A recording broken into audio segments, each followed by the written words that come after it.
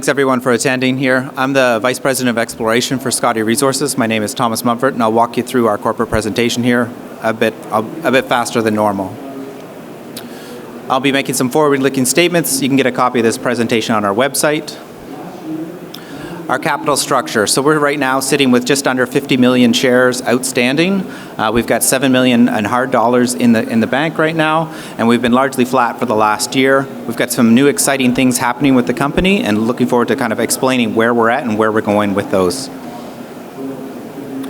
Management, Brad and I have been on the team for quite a while together. He's been there about 10 years, and I've been with the company about 7. The board of directors, a lot of experience in the mining industry, a lot of different varied experience within the mining industry. Interesting thing is with the board, none of them knew each other before the formation of the board. This is not a stacked board, this is an efficient board that operates such. Now, a couple things four things that happened in 2024 that were pretty impressive and pushed Scottie forward. One of them was early in the year, we were picked up by coverage by Michael Gray with Agentis Capital, wrote a wonderful report about us. Big upside on the project, up to a 3 million ounce target on the deposit that we're exploring. After that, we had Ross Beatty come into the company, buying 5% in the open market and through private placements as well. And then after that, we had Franco-Nevada invest into Scottie. And the Franco investment was a bit interesting from the fact that we are the first company that we can see that was bought by Franco for a royalty without having a resource publicly available. So this first non-resource company. In addition to that, they did put equity into the company as well. And then the other thing that happened after that was the joining of Kevin Jennings to the board, the advisory board on the company. Now, Kevin Jennings, ex-CFO of VRIC Africa, a lot of experience with Falconbridge, Glencore, and Xstrata. He financially models a lot of deposits, and he came in the open market and bought 10% of this company in the open market. He saw something here and he really likes it, and he's been pushing us along and showing us a number of different pathways where we can strategically advance the company. Now, we're located in the southern portion of the Golden Triangle. Our two biggest neighbors are Newmont with the Brucejack asset, and then Ascot Resources to the south of us. We're just located just to the north of the town of Stewart. Our land package, just under 60,000 hectares, encompasses a couple large contiguous blocks. The one that I'm going to be talking today about is up in the northeast portion, the northwest, where we got the past-producing Scottie Gold Mine. Now that's connected to the town of Stewart via a road. It's the old haul road for the Grand Duke Mine, located just an hour to the south. So we're based out of Stewart. We can drive to site, and in the area we've got a number of other projects that are advancing at a similar scale to us. Now, in terms of infrastructure, we are blessed relative to most of our other peers in the Golden Triangle. So, like I said before, we are road accessible. In addition to road, we actually have a power line that goes up to feed the Brucejack mine, and that goes within 1.5 kilometers of our property boundary and the existing Scottie Gold Mine that's still there. You've also got the deepwater shipping port in the town of Stewart. We are one of a very few number of mines in the world that have that kind of access to a deepwater shipping port. And I'll talk about that briefly later on. Here's what our project looks like in terms of where we spend the exploration dollars on a summer-by-summer basis. This is where most of the work gets done. What you can see here in this photo is the past-producing Scottie Gold Mine up on the left, the deposit, underground, high-grade mine. Those 3 portals at the lower end, that's where the mine was accessed. It's also where the mill was, so they built the mill underground when the mine operated in the 1980s. When the mine was in operation, the entire lake bed was filled with water, flooded.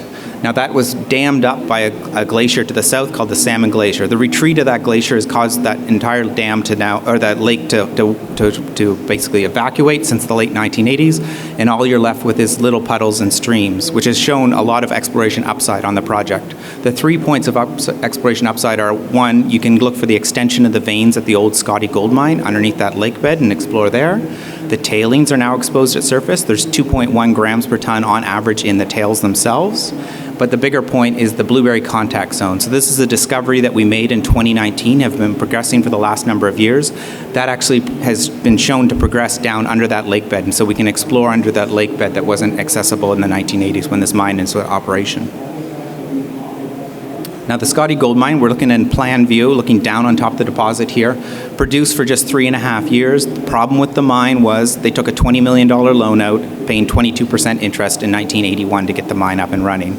Over the next few years, the gold price plummeted, went from $7 to $300, and the mine went under because of the debt payments. They had about 2 years of reserves ahead of them when the mine was in operation, and they had a great high-grade cutoff, 10 grams a ton. Anything less than 10 grams was considered waste, and the recovered grade over the life of mine was 16.2. With the tailings having 2.1, that means the grade of this mine was 18 to 20 grams a ton over that life of mine. It was a very nice high-grade deposit, and when they shut down, they had this 2 years of reserves ahead of them at 16 plus grams a ton.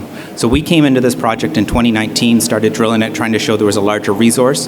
This was going quite well for us, and then we made the discovery at Blueberry and shifted our focus. We've come back to Scottie this year, and we drilled it this summer in order to produce the first resource for the company. So in Marchish this year, we hope to release our first resource, which will be on the Scottie Gold Mine, but also the Blueberry deposit that I'll talk about next. With the Blueberry deposit, we discovered this located just 2 kilometers to the northeast of Scottie, outcrops right at surface, high-grade, purite pyrite-rich veins along a contact zone that trends north-south and is near vertical. The strike length, we've got it up to about 1.7 kilometers in strike length, and we've drilled it down to about 525 meters in depth, getting great widths and very high grades. And most of the drilling here is done right off the road. It's all skid-based drilling, so that drives our cost down quite a bit when we're exploring here. Looking in long section along here, so the north end, we're truncated by a fault at the north end. We're open at depth. We've drilled as far as 525 meters down, and we're still hitting the structure there. This past season, we did 10,000 meters in total drilling. We did 4 exploration targets on the Blueberry system. The rest of the meters were between Scottie and some of the additional targets that we have in the area as well. If we step back just a little bit, look at the regional to project scale geology, most of the deposits are centered along the margin of an intrusion in the area. This is a Texas Creek Jurassic Age intrusion up in the northwest corner there, and you'll notice that all the discoveries and deposits that we have identified are all within a certain margin of that intrusion. Now, the resource that we look to put out this year will be just on the Scottie Gold Mine in the Blueberry, but you can see all these other targets that we've identified, and all those ones that we show there that have been drilled all have results of greater than 10 grams a ton over a meter on them. They're all viable targets, just that Blueberry and Scottie are the most advanced ones that we have available for the first resource that we put out. In terms of pathway to value, once the resource is out, we hope to follow that up with an ore sorting study. We're looking at, characterizing the ore to understand if we can upgrade it at site. With the ability to ship out to the town of Stewart, we're pursuing studies on a direct shipping ore model, where we actually ship out the project ore out of the town of Stewart to overseas Asian smelters. So that's one of the pathways that we're looking at investigating over the next bit. And if we pursue that, we'll be able to do a PEA in very short sequence. So once we get the ore sorting study, potentially a PEA within the next few months after that, hopefully having both out before the year end. We're located in the Nisga'a territory dominantly.